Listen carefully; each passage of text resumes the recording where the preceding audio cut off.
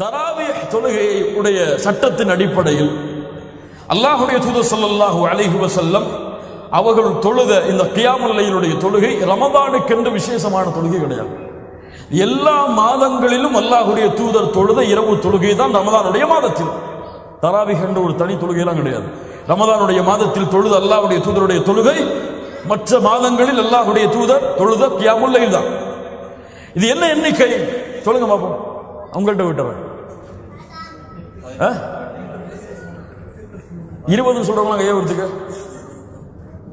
சரி 8 சொல்றவங்க கையை ஒருத்துக்க, 8 தாண்டி தொலைவே கூடாதுங்க அப்படின்னு சொல்றவங்க கையை ஒருத்துக்க, உயர்த்து 8 தாண்டி தொலைவே கூடாதா? புகாரி முஸ்லிமிலே ஹதீஸ் வருகிறது.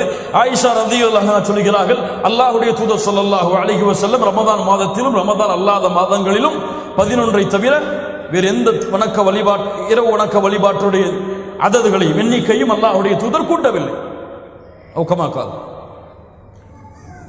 அதே இமாம் புகாரி முஸ்லிமுடைய ஹதீஸிலே வருகிறது.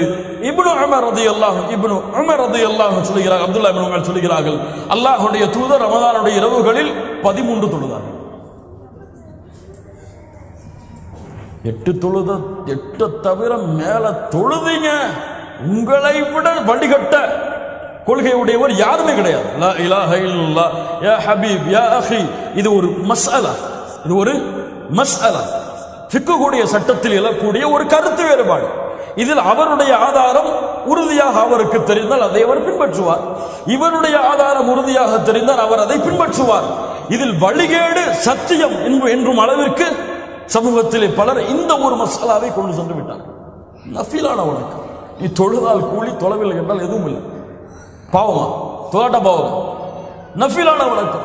இதை ஃபர்தை விட முக்கியத்துவம் கொடுத்து அவ்வளவு பெரிய மசாலாவாக கொண்டு சென்று சமூகம் பிளவுபட்டு கிடக்கிறது. தராவீஹ் தொழுகை, தராவீன்னு வந்தாலே ரமதானுடைய மாதம்னு வந்தாலே இந்த ஃபித்னா இல்லாம ரமதானுடைய பிறை தெரியுதோ இல்லையோ இந்த ஃபித்னா வந்துடும். ஃபேஸ்புக்குகளையும் வாட்ஸ்அப்புகளையும் அவங்களுடைய சேரக்கூடிய இடங்களையும் 8 தொழுறதா 10 தொழுறதா 20 தொழுறதா 20 தொழுதா வழிகேடு, 8க்கு மேல தொழுதா அனுமதி கிடையாது, அது வழிகேடான கொள்கை. லா இலாஹ இல்லல்லாஹ் யா அஹி. உனக்கு ஆதாரம் சரியாக இருந்தால் அதை செயல்படு, நஃபில் தான். உனக்கு ஆதாரம் செயல்பாடாக இருந்தால் செயல்படு. அல்லாஹ்வுடைய தூதருடைய ஹதீஸ்கள் 2 வருகிறது சஹீஹான அறிவிப்பின்படி.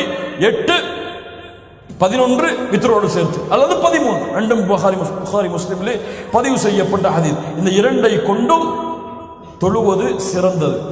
இதற்கு மேல் தொழ அனுமதி உண்டா இல்லையா என்று அவர்களுடைய ஆதாரங்கள் அடிப்படையில் உலமாக்கள் கருத்து வேறுபாடு படுகிறார்கள். அல்லாஹ்வுடைய தூதருடைய ஹதீஸ்கள் பல இருக்கிறது. உலமாக்களில் பெரும்பாலான உலமாக்களில் யாரும் ஒரு சில உலமாக்களை தவிர தொழுவது கூடாது என்று தடை விதித்ததல்ல, தொழாமல் இருப்பது சிறந்தது என்று சிலர் சொல்லி இருக்கிறார்கள், தொழுவது கூடும் என்று சிலர் சொல்லி இருக்கு. இது கருத்து வேறுபாடு மசாலாவுடைய விஷயத்தில் இல்லாமல் மசாலா இருக்காது. அவர்களுடைய தேர்வின்படி அவர்கள் செய்து கொள்ளலாம். ஆனால் இதை ஒரு ஃபித்னாவுடைய காலமாக அமைத்துக் கொள்ளக்கூடாது. 8 தொழுவும் பொழுது அல்லாஹ்வுடைய தூதர் தொழுத மாதிரி தொழுவோம். அல்லாஹ்வுடைய தூதர் இஷாவுடைய வக்து முடிந்ததிலிருந்து சஹருடைய நேரம் வரை தொழுவாங்க.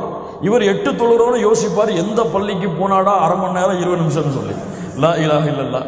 எண்ணிக்கையில் சுன்னா வேண்டும், முறையில் சுன்னா கிடையாது. இது ஃபித்னா, இது ஹிலாஃப். எண்ணிக்கையில் சுன்னா வேண்டும், முறையில் சுன்னா கிடையாது.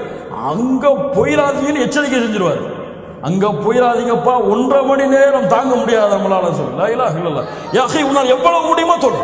நின்று தொழ முடியவில்லையா நஃபில் தான், உட்கார்ந்து தொழு. சிறந்தது ரமதானுடைய மாதத்தில் மன் காம ரமதான் ஈமானன் வ இஹ்திசாபா குஃபிர லஹு மா தகத்தம மின் தம்பி. ரமதானுடைய இரவுகளில் நின்று வணங்கியவர்கள் அவருடைய முன் பாவங்கள் எல்லாம் மன்னிக்கப்படும். உன்னால் நீளமாக ஓதி தொழ முடியவில்லையா, குர்ஆனை ஏந்தி பார்த்து படித்து தொழு, அனுமதி உண்டு. நஃபிலான வணக்கங்கள். லா இலாஹ இல்லல்லாஹ். அவ்வளவு அழகான வணக்க வழிபாடு இந்த ஃபித்னாவாக மாறிக்கொண்டிருக்கிறது.